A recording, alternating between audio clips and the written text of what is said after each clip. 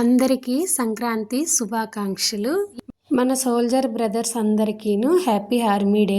ఇక్కడ మాకు వచ్చేసి పంజాబ్లో సంక్రాంతిలు ఏం లేవండి, మామూలుగా ఇంకా నార్మల్ రొటీనేని. ఇక్కడ సంక్రాంతి అంటే చెప్పాను కదా, లోరీ సంక్రాంతి చేసుకుంటారని.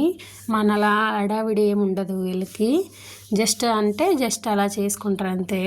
ఇది వచ్చేసి మార్నింగ్ బ్రేక్ఫాస్ట్ అనమాట. సేమియా ఉప్మా చేశాను. యూట్యూబ్ చేయాలనే ఆలోచన అదైతే చాలా బెటరు, కానీ నేను చెప్పాల్సిన విషయం ఏంటంటే చేయాలంటే చాలా అవమానాలు తట్టుకోవాలి.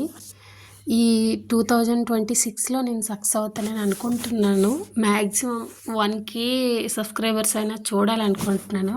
మా ఉత్తరాంధ్రలో మెయిన్గా శ్రీకాకుళం జిల్లాలో భోజనాలప్పుడు మార్నింగ్ బ్రేక్ఫాస్ట్కి ఉప్మా చేసి పెడతారనమాట, మసాలా ఉప్మా. ఇది వచ్చేసి అందరికీ తెలుసు మా సైడు.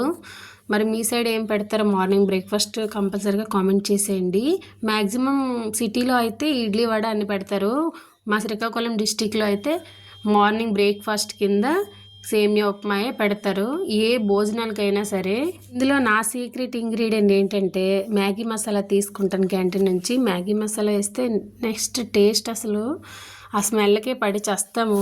సూపర్ అంటే సూపర్ ఉంటుంది, మీరు ట్రై చేయండి. ఈరోజు మకర సంక్రాంతి. ఇక్కడ వచ్చేసి మా దగ్గర 4 degrees ఉంది వెదరు.